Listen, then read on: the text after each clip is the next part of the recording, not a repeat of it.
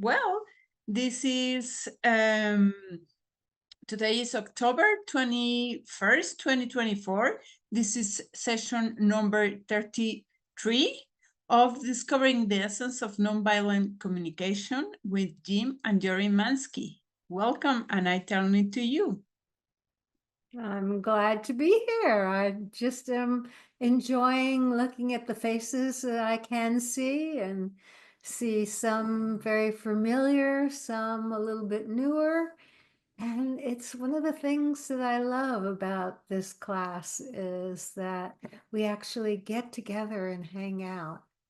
Really, I live in the middle of the Pacific Ocean, and so, the sense of community from all around the world really makes a big difference for me. So thanks for showing up.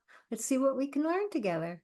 Yeah, similar for me. I'm happy to see you all here and curious what we can learn together. The topic today is awareness of responsibility. And this is, there's 28 skills on the Pathways to Liberation Matrix of Self-Assessment. This is the 27th skill. So it's really close to the bottom of the list, which means we're really utilizing all of the other skills in order to navigate this, this particular skill. We're going deeper. Yeah, so looking forward to seeing what we can learn together today. So let's see here. Let's start with a little self-connection exercise. And so let's just start with just a little bit of silence, just to get really present with your own body, if you're willing. And if there's something else you need to do to take care of course, take care of that. But might be helpful just to close your eyes if you'd like. Notice your breath.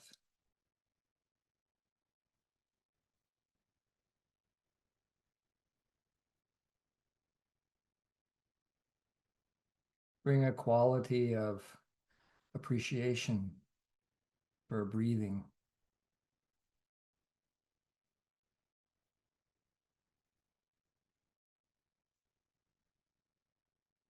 This sweet exchange of life with every breath we take.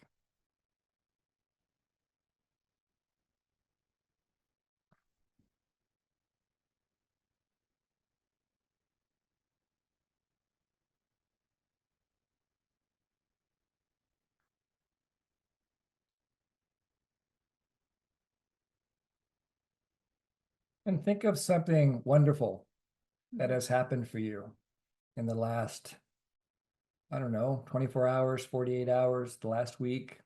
Just if something comes to mind that you would put in the category of, oh, that contributed to me. Just bring that to mind. Maybe it was a sip of cold water on a hot day, or the sip of hot tea on a cold day. It can be something simple.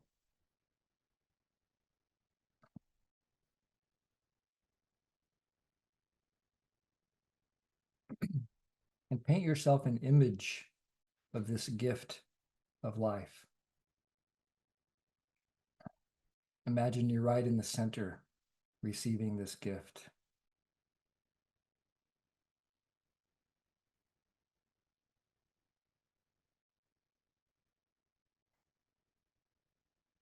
What need of yours is being satisfied by receiving this gift?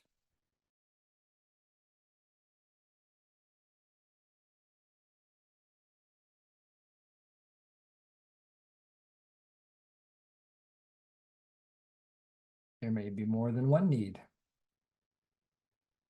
But take the time to savor each need. I like smelling flowers in a vase. And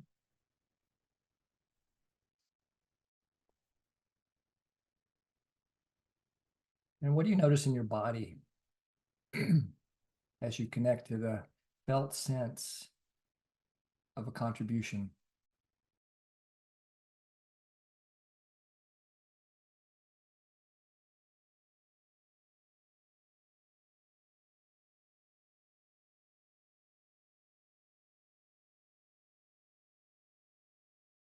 Does this set of sensations and emotions have a word for you? Like appreciation or gratitude, something else?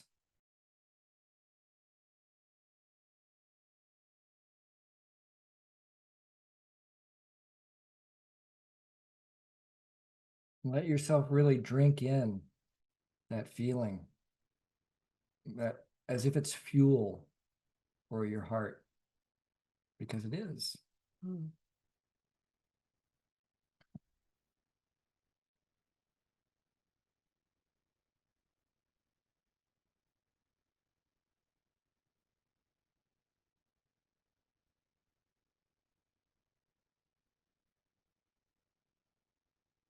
And consider, what did you do that made it possible to receive this gift? What part did you play? Was it because you made a request? Because you were present? Something else?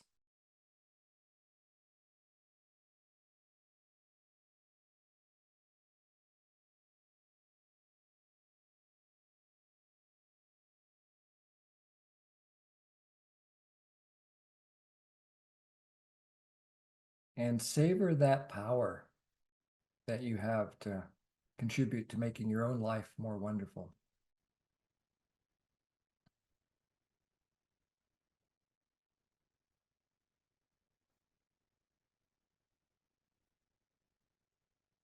And then imagine you could take the energy that you got from receiving this gift and give it away. Mm. That you could give someone else that you care about a gift. Maybe you do, I bet you've done that 1,000 times this week. So think of one time when you did something that you sense made someone else's life more wonderful. Mm.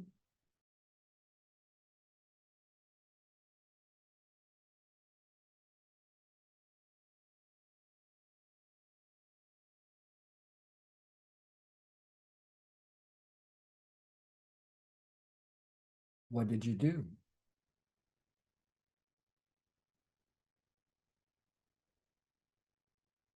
Maybe you held the door open for somebody, Mm.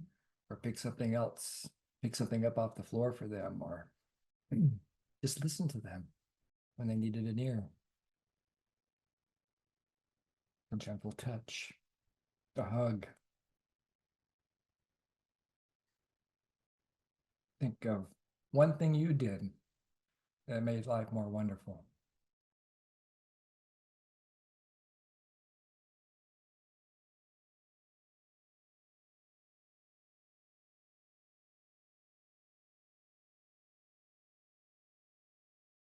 And what was your intent when you gave that gift? Why did you do it? What was the good reason that you shared your life energy in the way that you did?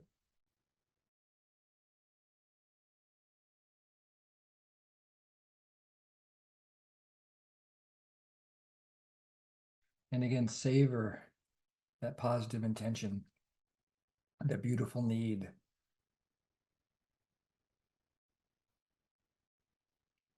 Savoring means to enjoy the pleasure of something.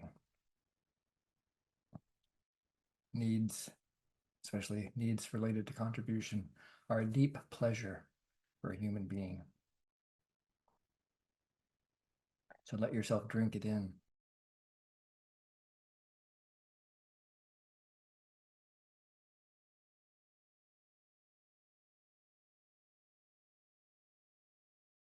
And first think, how do you feel as you remember giving this gift?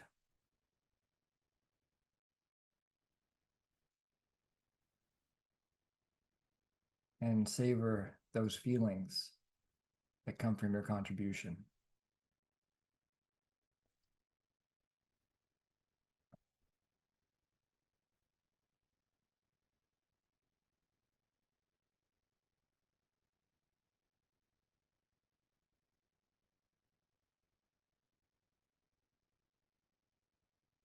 And just imagine that you're the other person receiving the gift that you gave, how do you imagine they're feeling?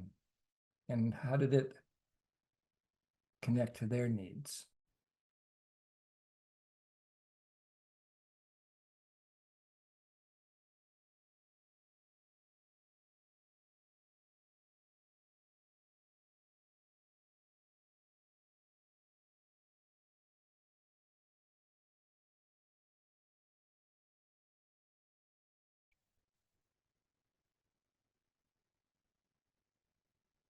Then just imagine you can kind of zoom out from your life and see each of these moments of compassionate giving and receiving like a circle that surrounds you, and that everybody has this circle of compassionate giving and receiving surrounding them, and all these circles are somehow interlinked, creating a network or a web of interdependence, of giving and receiving.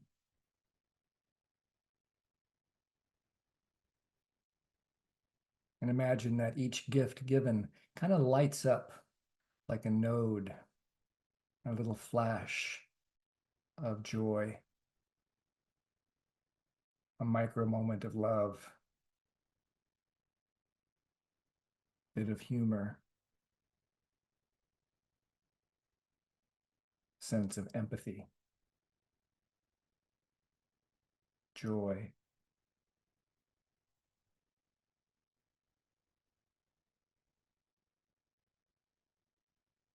And then imagine that you can take this massive ball of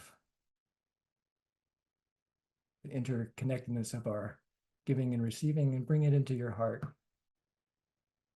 because that's where it's coming from. So you're restoring it to its place.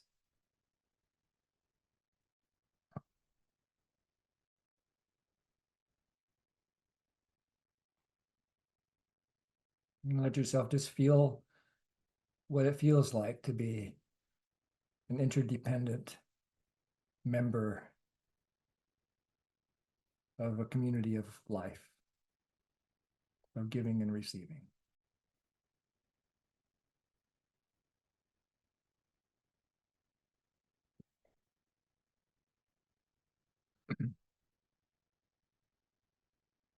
As a final step before we go to breakout rooms to talk about this, just notice how you feel right now, having had this guided experience of noticing what your own giving and receiving is like. How do you feel? Any needs met for you?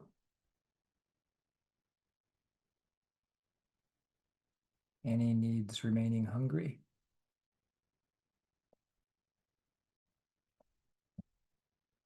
And we'll go to small groups for about 15 minutes.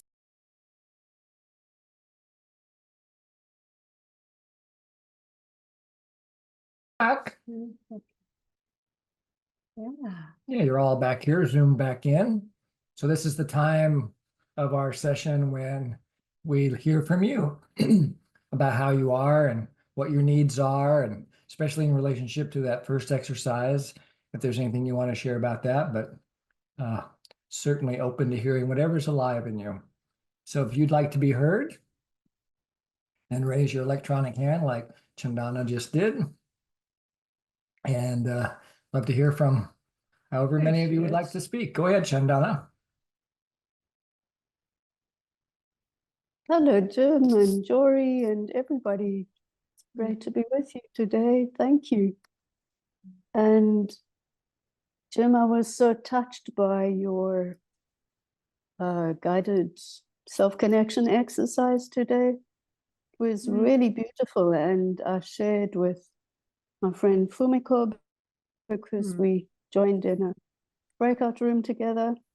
And I told her that as you were talking and you described how each of us is surrounded by a circle of giving and receiving, that circle of love, that we are personally and each one around us is it reminded me of this. Ah. Yeah, that's Uh-huh. kind of like what it was like in my head. It made me think of the flower of life and just the words, the flower of life, and the blossoming and flourishing from all of us as we interconnect in these little points of light everywhere, where this continuous circle of giving and receiving and each interconnecting with the other. It was just precious. So thank you. Thank you. You're very welcome. It was a pleasure. Yeah, and thank you for describing it and making it present here and together, because that's the world I want us to live in. It's a gift. I love it. Yeah, lovely. Mhm. Thank you. Thank you. Thank you. Someone else, please share.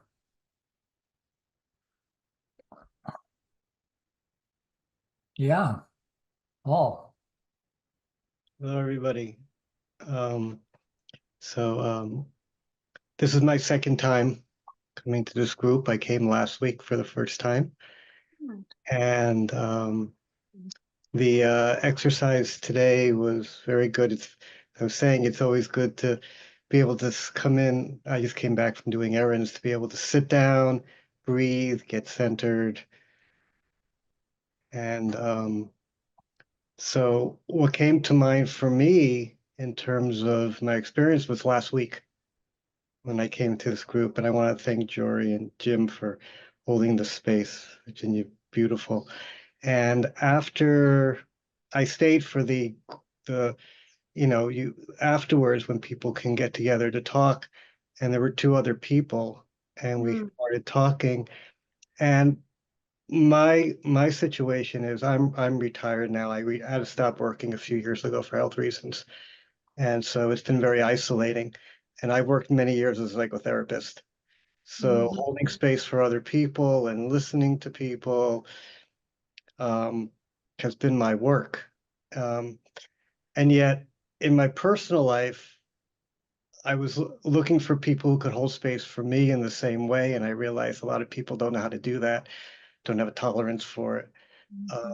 And so a friend of mine recommended your group, and I was very, very taken by the sharing and the love and the listening, and both in the breakout rooms and especially when I spoke with these other two people afterwards, what I was looking for was like right there.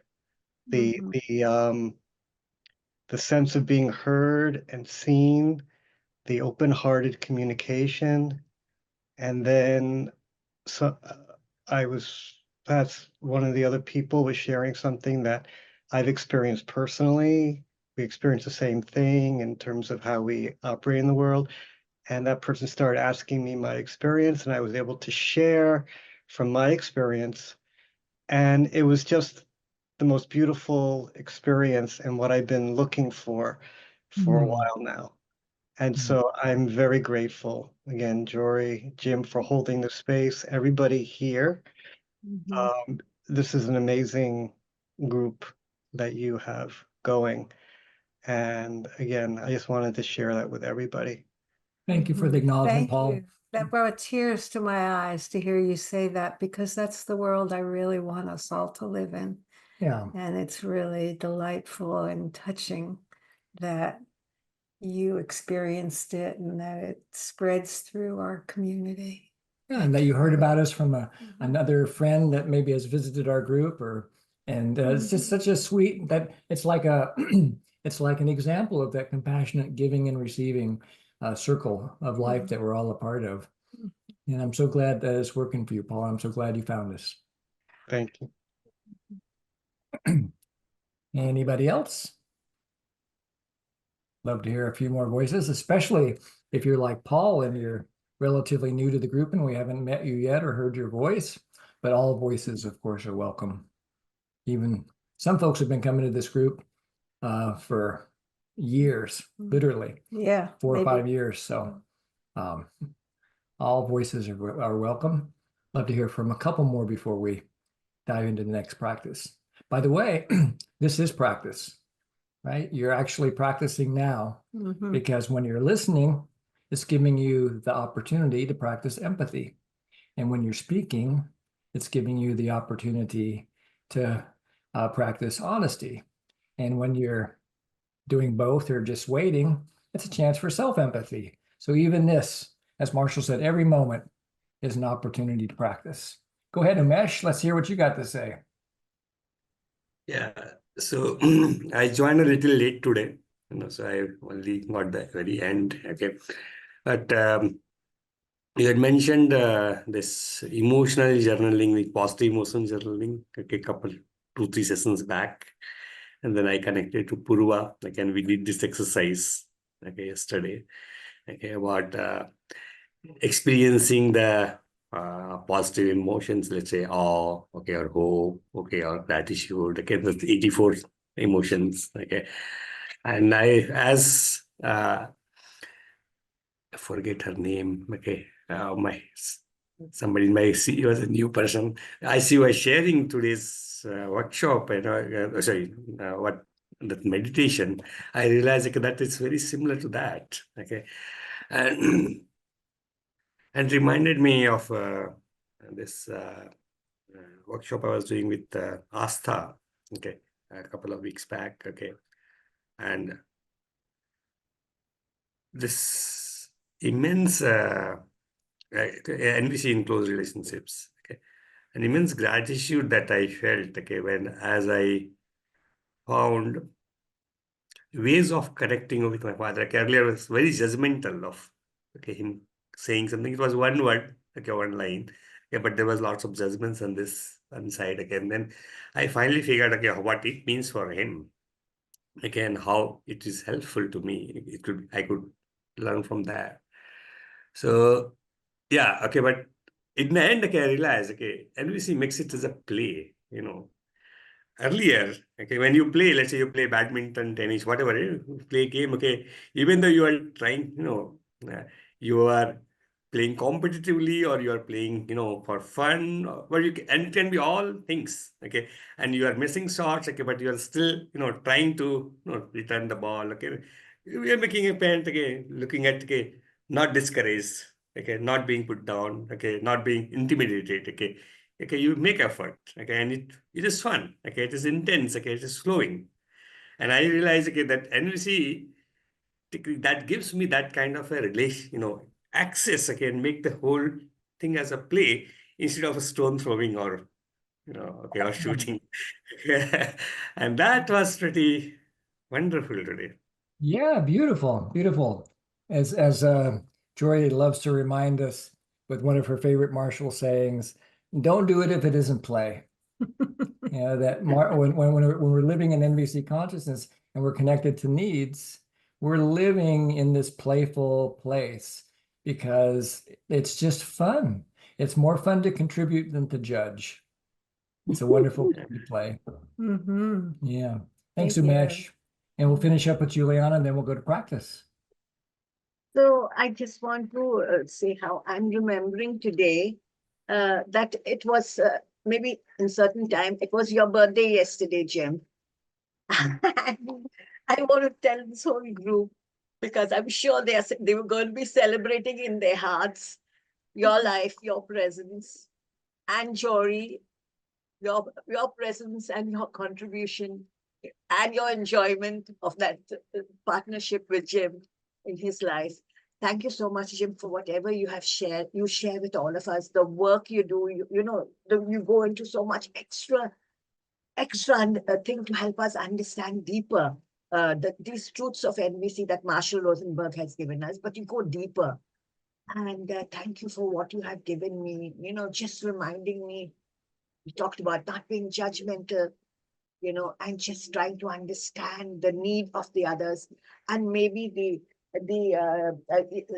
wounds of the others, and from there finding a place of love and acceptance. And even if you cannot have your needs met, you can still mourn, in NVC, and just get into that beautiful space of the love, divine energy of the need. So thank you so much. Thank you so much, Jim, Jori, and all this group for your contribution to our lives, to my life. And at this moment, sending you lots of health, lots of beloved divine energy that you need to hold you and carry you through this this thing which must be in a way, scary for you, and yet it is going to give you more life, I pray. Yeah, and a better quality of life. Thank you, Juliana. Thank you. I had a wonderful birthday yesterday. And this morning when I was doing my gratitude journal, I decided to just make a list. I don't know, and it was my 69th birthday.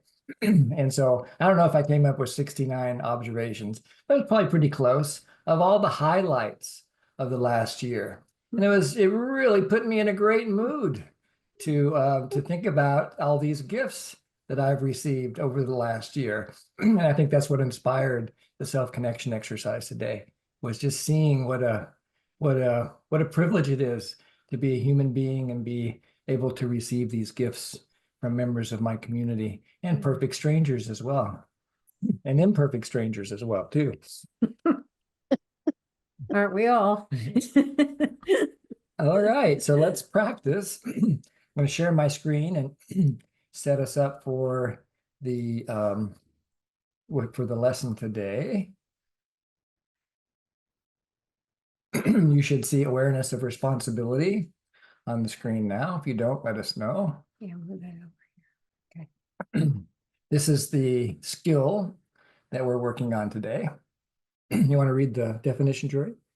You want me to? Mm-hmm. Okay. Freely choosing one's responses to what shows up in life, owning one's part in what happens, not owning others' parts, and acknowledging that one's actions do influence others. It's a complicated definition to write, I remember. Mhm. We worked really hard on this one. This particular skill wasn't even part of the original matrix, but when we sent it out to feedback, we sent it to our friend Hawkeye, who was a trainer for many, many years, had known about NVC longer than me and Jori, and lived here in Maui. And we sent it to our mentor, Chris DeMorph, who's been a trainer since the mid-90s. And they said they really liked the matrix, but something was missing. And it was the skill.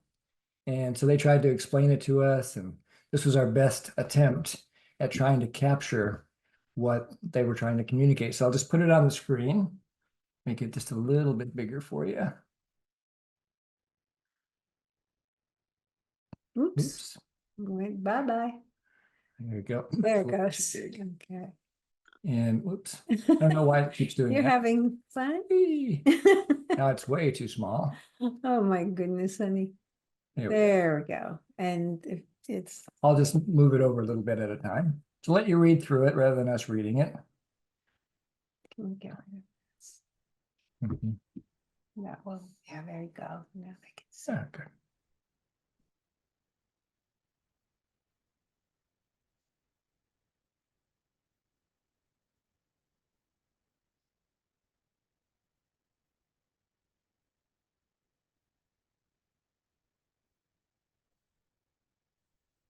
Remember.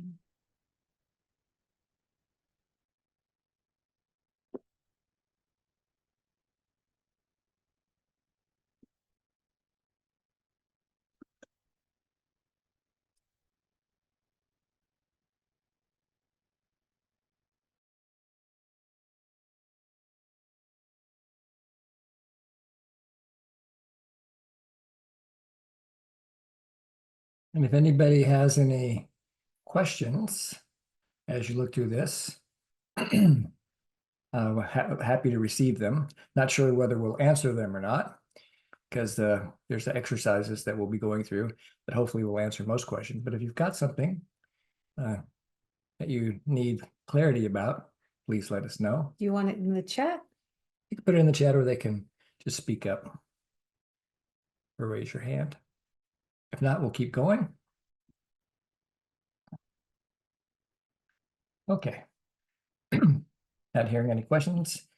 So for those of you who've been with us for a while, about 30 weeks ago, we did a class about owning your own feelings. And one of the things we did in that class was we talked about the 4 choices we have about hearing a difficult message. And so I just wanted to review that because it's a setup for what we're going to deepen into today. Does anybody remember anything about the 4 choices we have when hearing a difficult message? And if you could just speak up, you can chime in. What do you want? Blame others, blame yourself, have empathy for yourself, and have empathy for others. That's the 4. That's it. So there they are on the screen. And Marshall called this language of judgment or life alienated communication. He nicknamed it Jackal. And life connected communication, he nicknamed Giraffe. And then the ears were indicators of receiving a message. And so what do we do when we receive a message? Well, we have some choices. We can blame the other person for how we're feeling about the message. We can blame ourselves, make it our fault. We can empathize with ourselves, connect to our own feelings and needs, or we can shift to empathy for the other. No right or wrong answer. These are things that I'm pretty sure I do all 4 of these choices on a daily basis.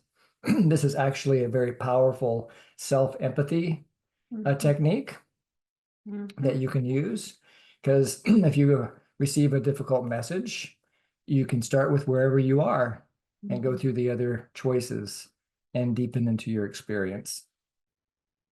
Yeah, and I love that you point out that we can give ourselves permission to actually have all of those experiences. Those are part of our human beingness. And what we're doing here is just becoming aware of it and aware of our choices. Choice is the key word that I'm really taking away from my study of NVC for the last 25 years, that when it comes to emotional experience, we have choice. We may not have all the choices we would like at any given moment, but we always have some choice. And the more aware we are of our choices, the more power we can have to make a choice. And when we own and take responsibility for our choice, then we can share that power with others. And so that lesson is really about what it's like to receive a difficult message.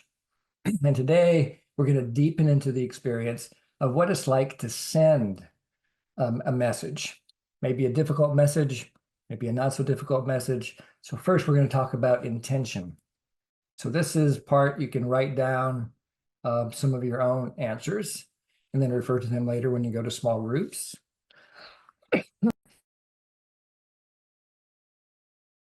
So think of some messages you have recently sent. It could be a verbal message.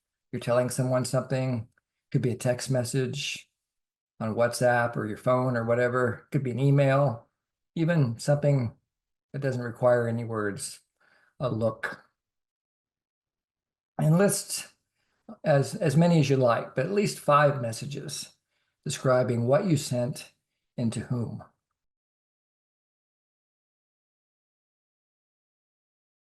So for example, just a few minutes ago, maybe 45 minutes ago, I noticed that Jori hadn't taken some supplements that she usually takes after lunch. And I said, "You didn't take your supplements yet." And you're supposed to take them as soon after a meal as possible. That was the message that I sent. So notice I'm just kind of doing my best to describe it. I added a little bit of the tone because that was part of the description. And I said who it was sent to.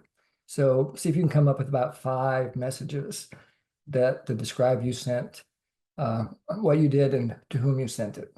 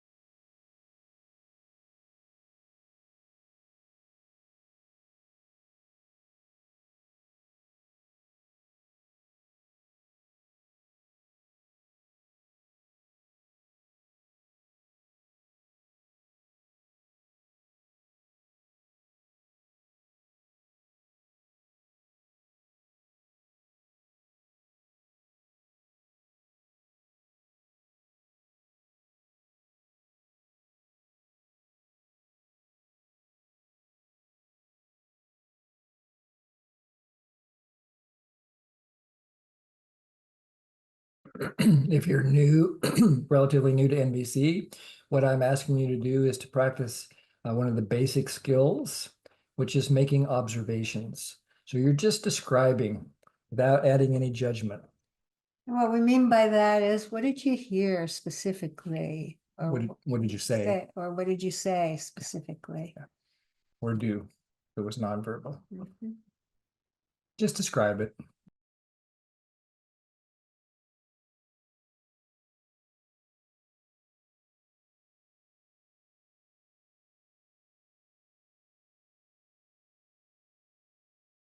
If anybody has a question for clarity, you can always ask.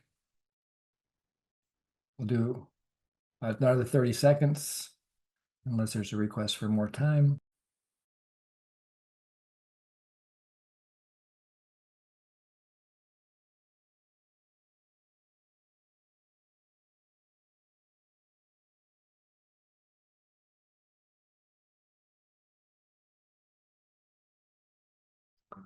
If anybody would like to put any of these in the chat, that can be helpful.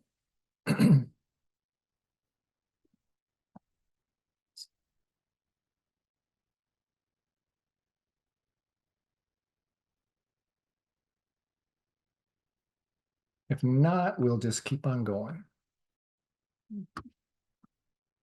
Okay, second step.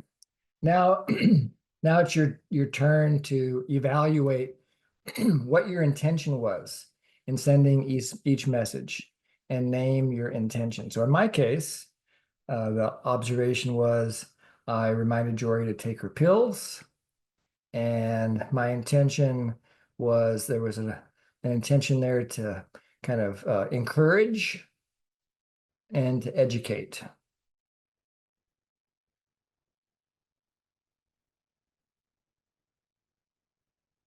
Also, I'd say, well, I'll leave it at that for now. So now you look at each of the messages you sent and write down your intention in sending the message.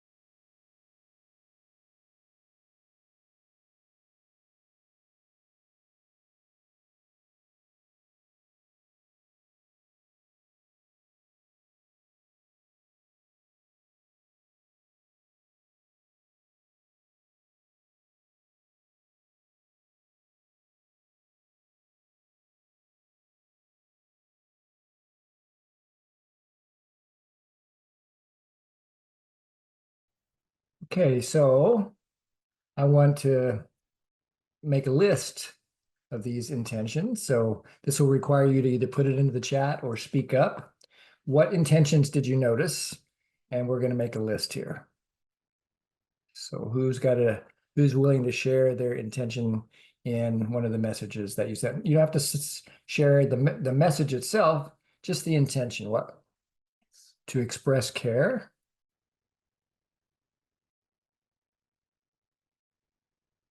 To admonish. Connection, listen, support, empathy. To request. Remind people of their agreements, educate. Whoop, honor, woo, it's coming really fast here. Wonderful. Yeah. Let's see if I can make that longer so I can, there we go. Transparency, to be certain, appreciation, exert power, acknowledge, meet others' needs for trust and comfort. See more. I know, but I'm trying to write them down here, and I'm running out of room, so Yeah, so we'll stop, I'll stop the reading and, but you let's can just see more in the chat if affirm. you'd like. Appreciation. Got that yeah. greet, welcome, Protect myself. trust, contribute to trust and comfort. Protect myself is, I think, significant there. It's To be honest, Jim. Yeah. honesty, protection. Protect self. Vulnerability. To share an experience. Mm-hmm.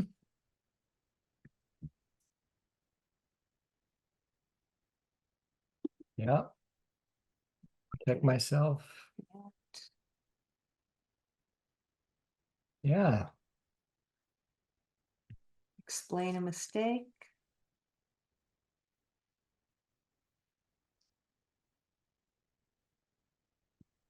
Gain clarity.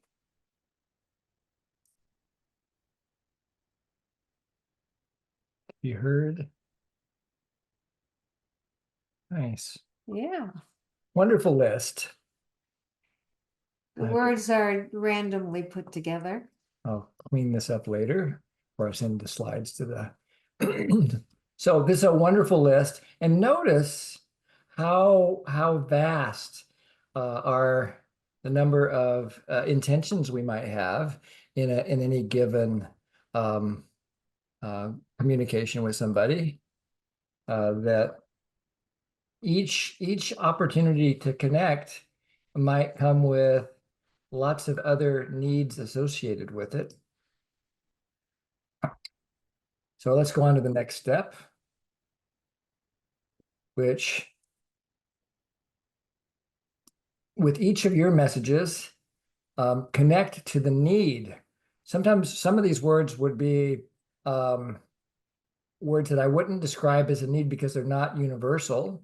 Like one example I saw go by was to admonish. So if you were admonishing somebody, what need would you be hoping to meet? I know if I do a little admonishing with Jori around her pill. So human. Around her pills. And it's around, in my case, I would say my positive intention in the need that I'm trying to meet when I admonish Jori about her pills is something like contributing to her well-being. Yeah, care. I want her to be around for as long as possible. Mm-hmm. So even if you come up with a need word like clarity, if you got clarity, would that contribute to some other need that you haven't yet named? Yeah. And it helps sometimes to actually just say that. And if I had clarity, is there a deeper meaning to that? And going down into the depth, keep asking yourself the question until you get to, yeah, now I've arrived at some sense of understanding or completion. Getting requests for information. Yeah, information seems to be a human need. I wanted to make a purchase and I wanted to talk to somebody that had experience. Yeah. Mm-hmm. Yeah. And if you found the person who got the information that you needed, Yes. what would be the gift in that for you? Having some knowledge. Yeah. Before I make the purchase. Yeah. So maybe a sense of peace of mind that the purchase you were considering would be in accordance with your needs. Mm-hmm. Does that make sense? Yes. Yeah, beautiful.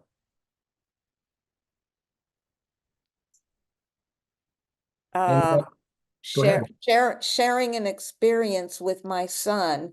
He told me something that he did, and I wanted him to know that I was really proud of him for doing that. And I also wanted him to know that I had done the same thing. Mm-hmm. One time. Yeah. So something about really savoring and celebrating a shared experience of your humanity together. Yeah. A shared humanity. Yeah. Yeah. Wonderful. Did anybody else transform? Like I noticed that sometimes my intention is a lot around educating somebody or correcting them. If anybody else had anything like that, did you come up with any needs underneath that correction or education that you notice?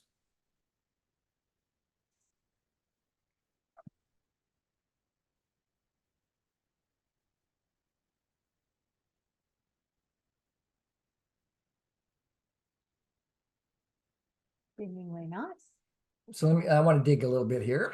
Yeah. So sometimes we are tempted to punish, right? I think this is deeply disturbing, but also deeply kind of programmed into us human beings. Almost all of us have experienced punishment. And to my understanding, the need that is underneath punishment is to educate. I want to teach somebody a lesson. And so then I ask myself, okay, if I teach somebody a lesson, then what will that do? What will be the gift of teaching somebody a lesson? And I think I kind of feel into that. And I see that it's really around contributing, and that like I'm remembering some punitive moments as a parent. And I was worried that if I didn't communicate some vital thing about whatever it was that seemed so terribly important in the moment, that somehow would damage my child, and that they would be somehow permanently damaged, even though our pediatrician assured us that there would be no permanent damage to our children if we greeted them with love. And but I was still worried. And so I can see that any attempt that I had to punish or correct my children was really trying to protect. It was tragic, and it came at a cost sometimes, but I can see that even those punitive moments, there was a beautiful need underneath. This is a fundamental underlying principle of nonviolent communication, that every behavior is in the service of a human need. Anybody have anything you'd like to say about what I've just said?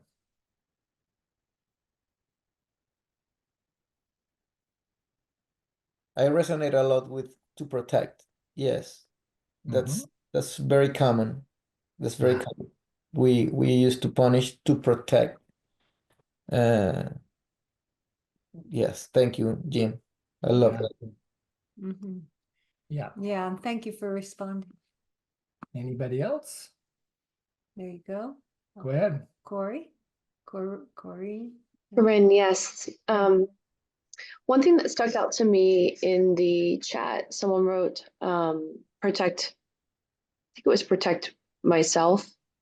And that resonated because one of the recent memories that I have of communicating was in a public setting, being asked by someone who is a bit of a bully to do something that was different than the plan for what I was supposed to be doing. And it was a high stress environment, and they were getting stressed out. And instead of responding to them right away, I kind of ignored them or delayed my response. And initially, when I wrote it down, I think I wrote that I was trying to shame them or like do something to kind of maybe correct them or put them in their place. Like, who are you to be, ordering me around? But then I realized too, part of it was I was trying to create space for myself to decide or to choose into what it was that they were asking me or commanding me to do. So that was actually my choice, and almost like restoring my own autonomy in that situation.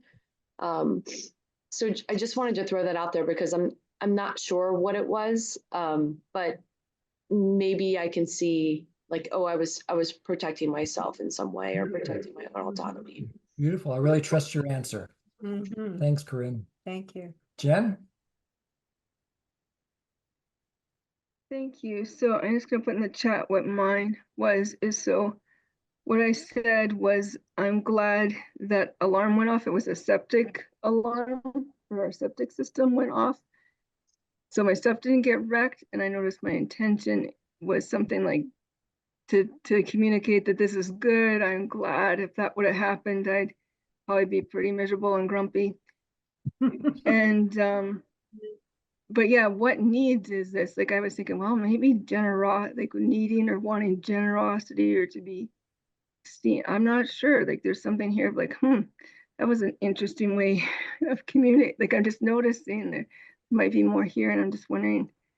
Belonging came up maybe, but does anyone have any other Maybe ideas? just celebration. Celebration that you caught Yeah, something. that was before. true. Trust me. Yeah. Celebration. No more things getting bad. Yeah. Yeah. Yeah. Thank you, Jim. It might be that simple. Yeah. Mhm. Yeah. Beautiful, Yeah. Jen. Thank you for bringing that forward. Jeff? Yeah, thank you. I heard you ask a question about around when correcting or instructing somebody, and it brought to mind, a message today. One of my messages was that I sent a video that was encouraging to me to 3 different men. And while I didn't think I was instructing them, that might have been part of my motivation, but I thought inspiration, like inspiring to live a deeper life and to have a deeper experience. And the need that would meet for me would be like shared reality with other people and connection and a sense of belonging and acceptance. Makes sense to me. Beautiful. Thank you, Jeff. Yeah, Thanks for sharing that. And Linda, I think you had your hand up and then you put it down. Did you change your mind? Yeah, so you were talking about punitive or punishment. And I was thinking, thankfully I'm not like this anymore, but when I was bringing up my kids, a lot of the punishment was out of fear. I punished them out of my own fear. And I was wondering what need, I'm not sure what need that was. Yeah, when I hear fear, I often my mind goes to protect. This deep, fundamental human desire to protect our children from the unknown, from the uncertainty, and so forth. So, yeah, does that make sense to you? Well, yes, that, but also fear that they would fear that I wasn't doing it right, or fear that they would show up in the world. Yeah, to protect your own status. Yes, yes. Even though that was sort of twisted at the time, because that's what was what was important to me then. This is a fundamental human need. We live in a world, even though we don't like to think about it this way, what other people think of us really matters in terms of whether or not we can belong to a particular community. So protecting our status makes a lot of sense. And I think it's the positive, intention behind very painful emotions like guilt and shame, is to help us to conform to our social expectations so that we can sustain our status and our belonging in a community. Survival. Yeah, because without community, we will die. We cannot live alone. Human beings are not designed that way. Okay, Juliana? So, Jim, I was just thinking that in the case of protection, fear of protection, it starts with maybe wanting to protect myself or to protect the other person. So underneath that protection, there can also be some care for myself, care for the other person's well-being. And once I get clear on that care, then maybe the how I do it, how I communicate it will also be impacted. Like, for example, I often think of myself, honesty. When I want to be honest, I want to also be aware of being sensitive to the other person's capacity to take in, understanding. So that contribution is in terms of connection, really, at the end of it all. Yeah, makes sense to me. Thanks, Juliana. Gustavo? Thank you, Jim. Thank you, Jim. Just a question about protection as a need. I understand protection as a need for ourselves, but to protect others is also a need, or it will be more For me, it is. Yeah, for me, because I can't exist without others and vice versa. There's this concept that it's very meaningful to me that I learned from Marshall that he called well-being. And the idea is that if one person's needs are unmet, then my needs are unmet. Everybody's needs. So if someone interdependence is at risk, I'm at risk. And so I want to live in a world where everybody's needs are met reliably and abundantly. And interdependence, right? Is related to interdependence. exactly. Right. Gotcha. Thank you. Thank you, Gustavo. Tanya? So I've been thinking a lot about the idea of the 0 step. And that there are situations in which I'm not in the 0 step. Because not necessarily do I want to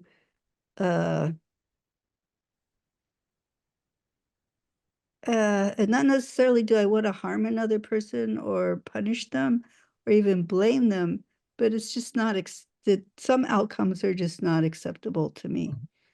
And so I've been thinking about that. Somehow this winds into this idea of protection.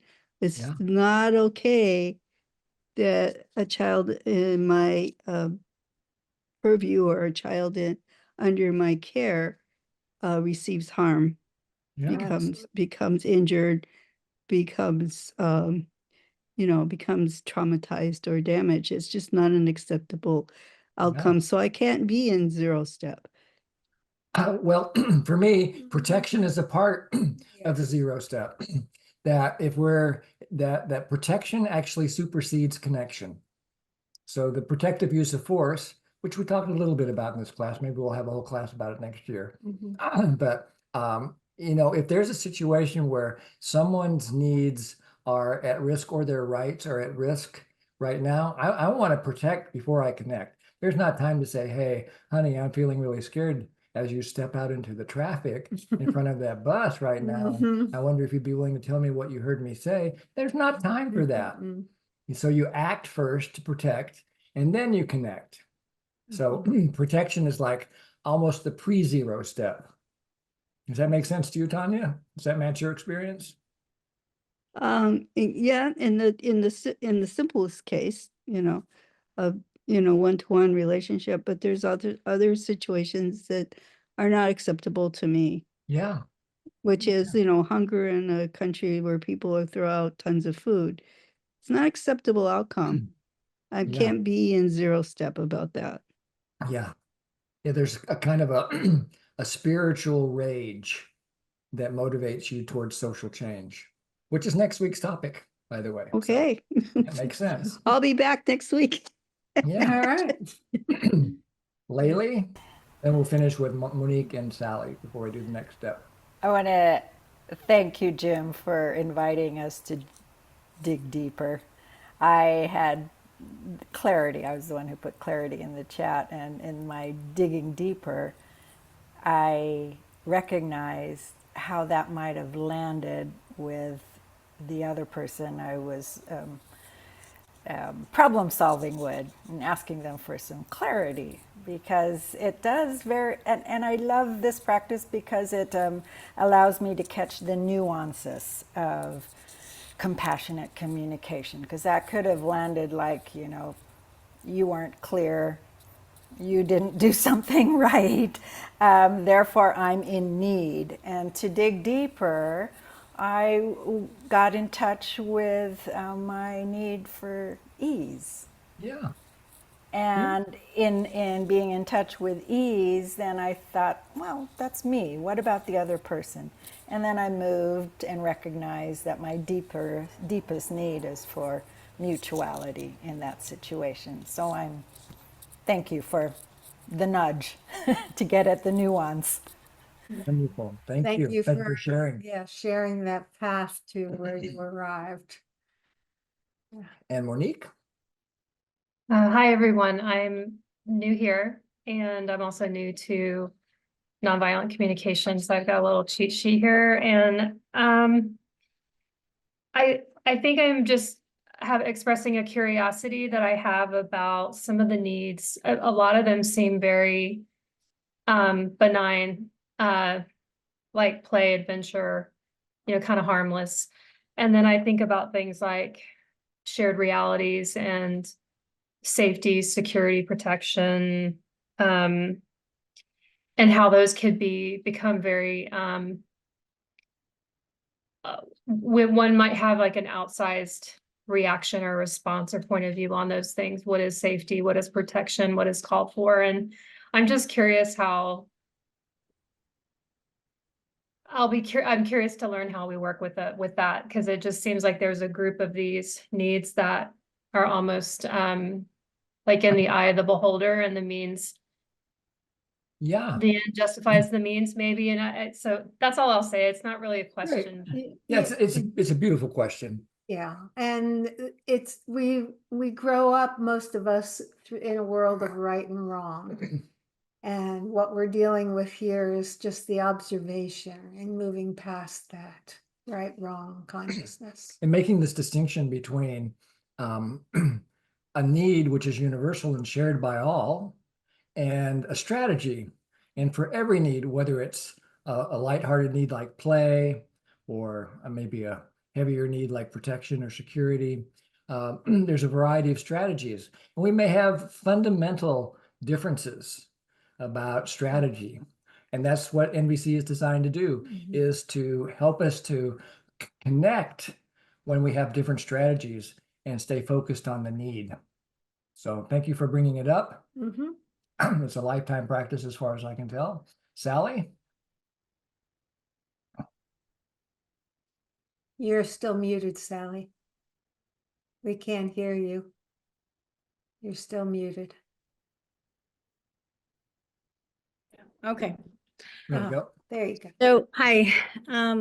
Being a teacher, I'm in a structured environment where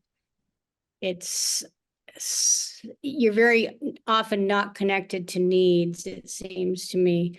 But I think that this is very, very helpful in that we have in this structured environment of a classroom, we have a shared need for a lot of shared needs, some being, the instructional environment needs to be a certain way. So, if we as teachers are more connected to what these needs are, like we have a need for, not to be distracted, to have quiet so that we can, hear and so forth. I'm just thinking that, look, there's so many times today I was in a classroom, I'm a substitute teacher, and I was in a classroom where I'd say, 5, 4, 3, 2, 1, to sort of get everybody's attention. And so I'm like, oh my goodness, I just feel like I'm so much in control mode.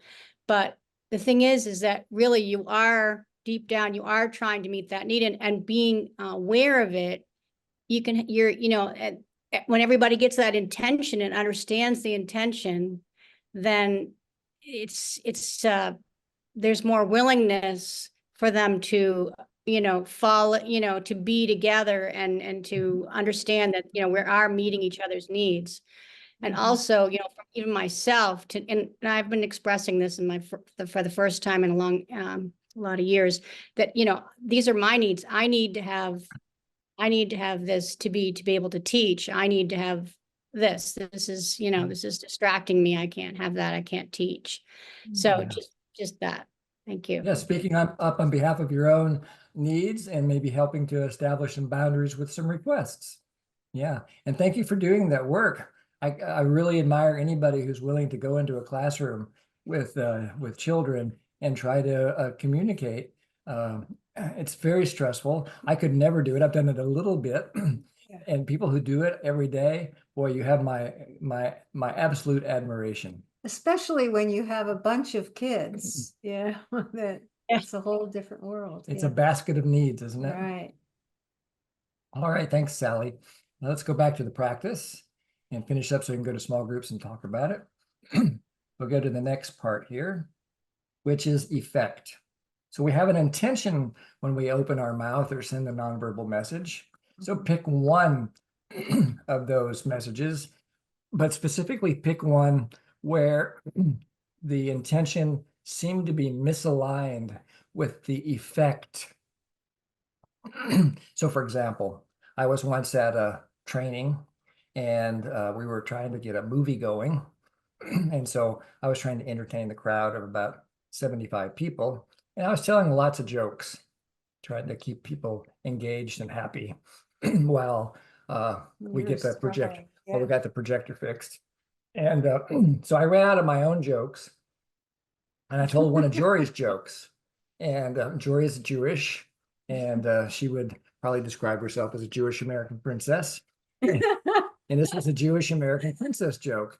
And it really, so my intention was to connect, to provide some humor. And one particular participant got quite offended.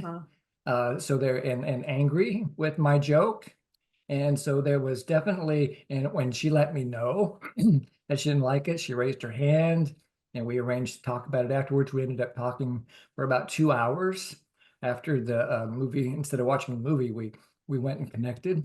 And so there was real clear evidence of misalignment in that case. So see if you can pick one of your messages where there was a misalignment between your intention and the response, and write it down.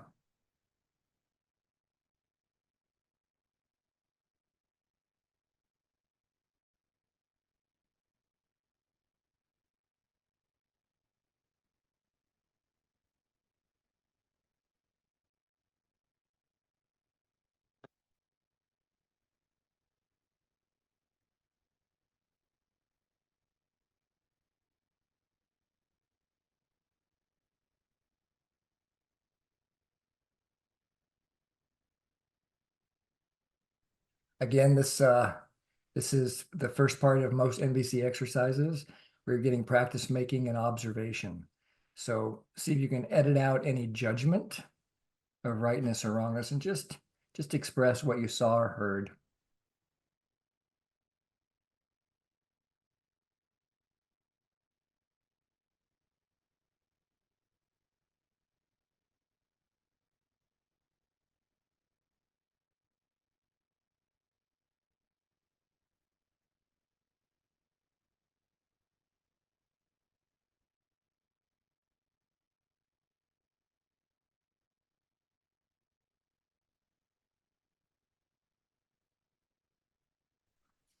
Some of you may be done with this next step, so I'm going to go to second step, which is self-empathy.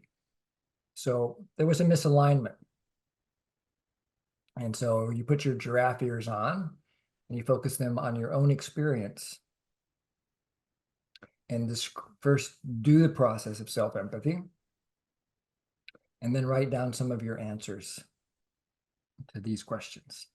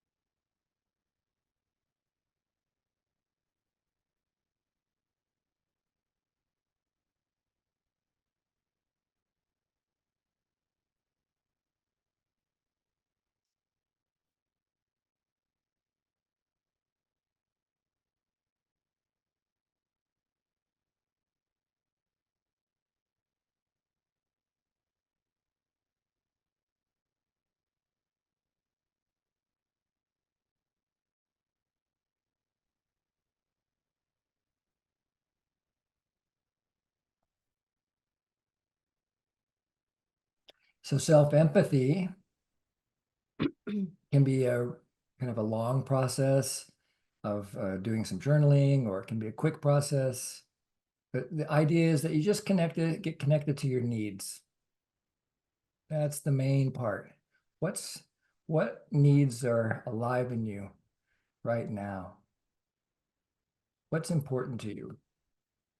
And then once you're connected to your own needs, it gives you the capacity, the power to then focus your attention on the other person. In my case, you know, I was pretty clear on my need, which was to contribute to humor, to kind of hold the energy of the group together and have fun, and gave myself some self-empathy. And then it was pretty easy for me to connect with this other person's needs, especially after we talked for about 2 hours, that she was really needing a sense of respect, of protection, of choice.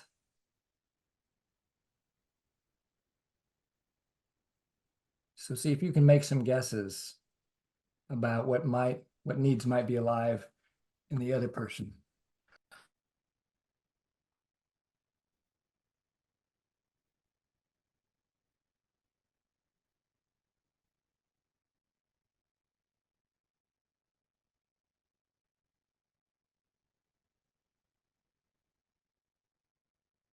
Notice, especially for new folks, this is just a guess. It's not a diagnosis. You don't really know, but you're putting yourself in the other person's shoes, so to speak. You're making a guess. If you were them, how would you feel? And what would you need? And there's no right or wrong answer. It's just a guess. And that sets you up for the final part of the process, which is the request, and answers the question, what might help? In my case, it was pretty easy. Here I am, the trainer, and so I have some structural power, and I see a participant that's in pain, and my heart opens to her pain. And my request is, would you be willing to go and just have some private time where I can listen to you? And she said, yes. And I knew that we had, after listening for quite a while and connecting, I knew we had created a level of trustworthy connection when she told me her favorite Jewish American princess joke. And she's now a certified trainer and a friend, and this was a wonderful experience of how you can turn conflict into connection. So what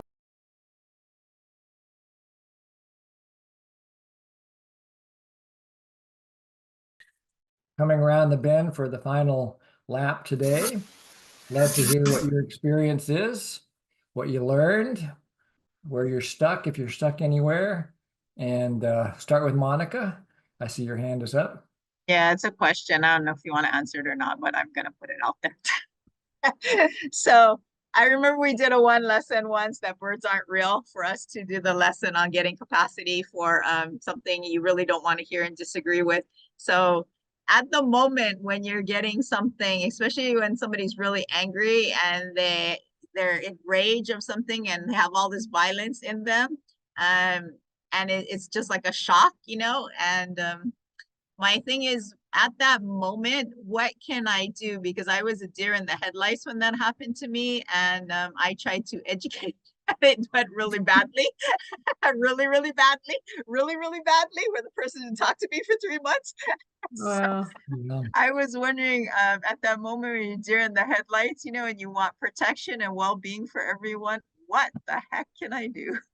Yeah, that's a really, I don't think there's a right answer, Monica. You know, you do the best you can to navigate a situation like that. That's when we're emotionally hijacked, the deer in the headlights, as you call it, it's hard to access our creativity.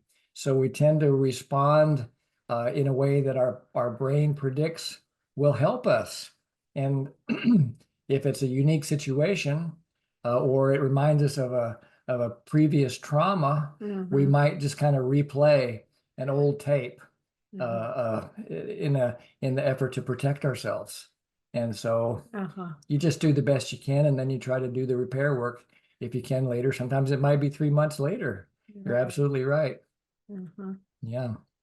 I don't know if that's a very satisfying answer, but that's Yeah, I the- mean, I didn't feel it wasn't violence towards me. It was just the person was really angry with someone else and the words they were saying, whether they were going to do that or not. But my need was like well-being and protection for every single person on this planet.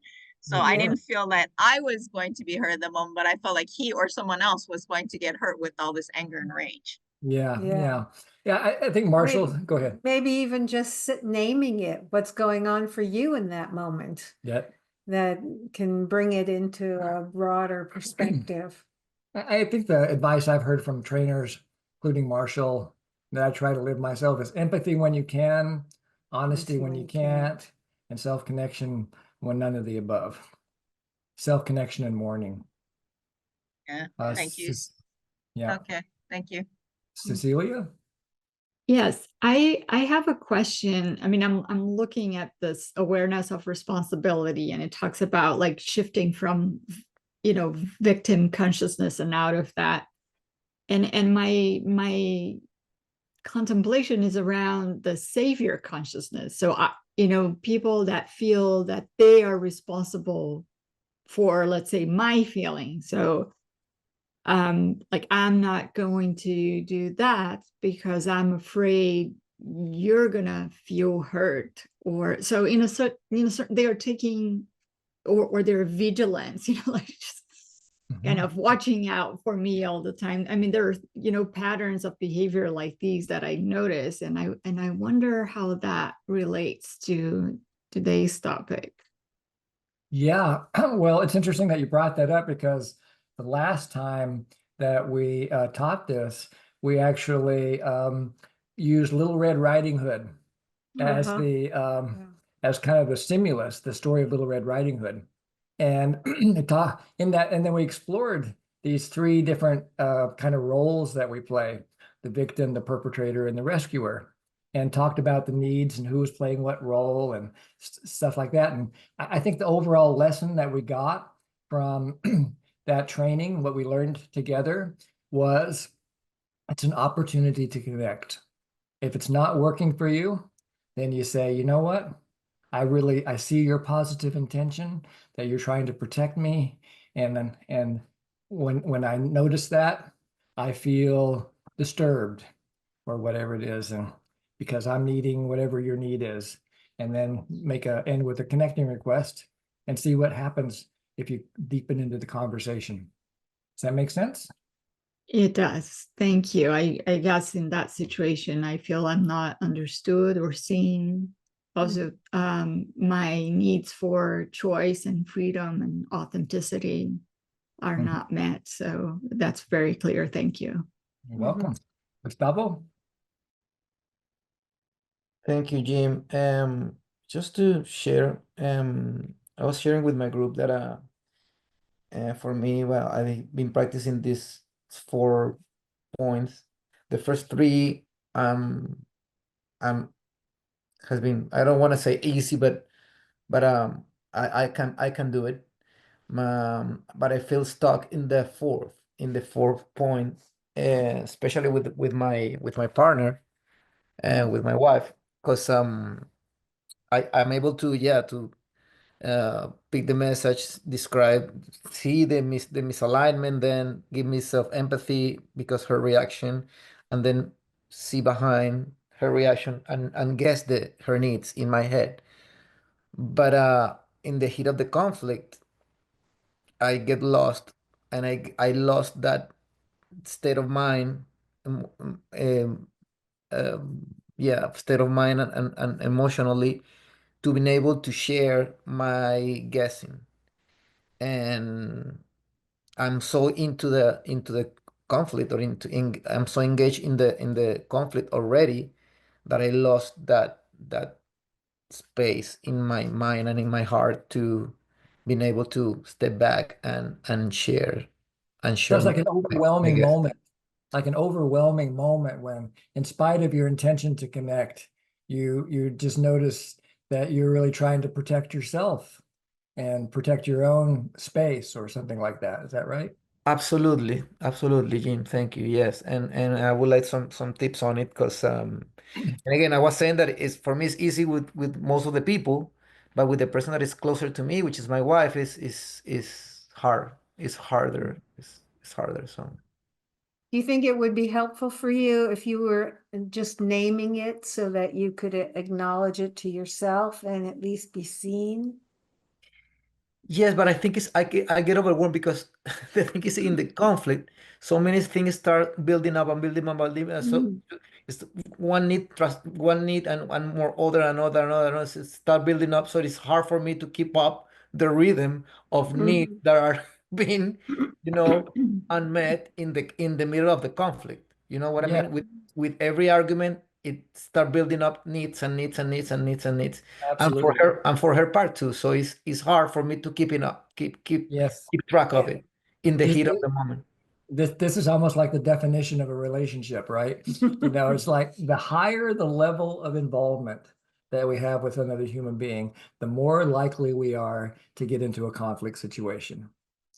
And so that's just the observation. You get into an elevator with somebody and you ride up and you're in the elevator for 45 seconds. The likelihood of a conflict breaking out between you and the other person in the elevator is pretty low. But if the elevator gets stuck for 6 hours, then the opportunity for conflict goes up a lot. And in long-term relationships, there's a super high level of involvement, and then we don't always take the time that's necessary to get our own empathy needs met, so that then we can show up for the other person. It'd be like trying to go to a soup kitchen where you're serving food to hungry people and your belly is empty. It's just really, really hard to do. You want to eat the soup yourself. And so, so that's one thing, is to do whatever you can to keep your own empathy cup full. The second thing is to do lots of practice, like journal writing, role plays with somebody other than your sweetheart. Okay. And do-overs. Jori and I, we do do-overs when we get into a conflict situation, and then things settle down. One of us will approach the other and say, I didn't like how that went. I kind of lost my cool, and I want to try it again. What I wish I would have said was, and play it out again. And sometimes that can kind of rewire the brain to give us more choice next time. So Oh my God. Mm-hmm. Thank you, Jim. I'm so touched right now with what Yeah. you're saying is. And I admire you both, guys. And I really, really want my marriage be like yours sometime. Mm-hmm. So you're an example for me. And thank you for that. You're very welcome. Yeah, next year when we start the practice group after the first of the year, we'll focus on relationships for the first few weeks, and we'll dive in deeply and see I'm how we on. can. Yeah, right on. Just want to say that in the challenging moments, the worst word to use is the word you. Just to keep that in mind, to own what's going on without that. Yeah. Thank you. Thanks. Write down that, please, Jori. Write it in the chat, please. And we'll finish up with Barbara, and then Martha has an announcement. Barbara? Yes, my insight that I had was that my husband and I had a very simple task to do. And I realized that I had a need, like an emotion underneath, which was self-protection. And it was totally inappropriate. The skillet was worn out, and all my husband wanted to do was replace it.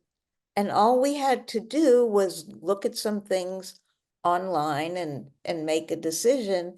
And somehow I went to, well, it isn't my fault. I didn't pick it out in the first, but that was not even on the table. That was not necessary. And so doing this exercise you gave us makes me wonder, wow, how many times have I done that in my life? Not just, you know, in this situation. So thank you for all the awareness. You're very welcome, Thank and thanks for sharing your experience. Mm-hmm. All right, next week we will dive into the final class in this series, which is supporting holistic systems. That's about social change, and look forward to being with you. And Marta, announcement? Yes, thank you very much. Just to let you know that this is the time of the year that the daylight change. So just to let you know, to be aware that Europe changed on October 27. So next week impacts the people that are in Europe. And then in November the 3rd is in the United States. I put it in the chat, and I will send an email with the link to the calendar, so you can check your time zone to be super sure, just to be aware. Thank you very much. Thank you, Marta.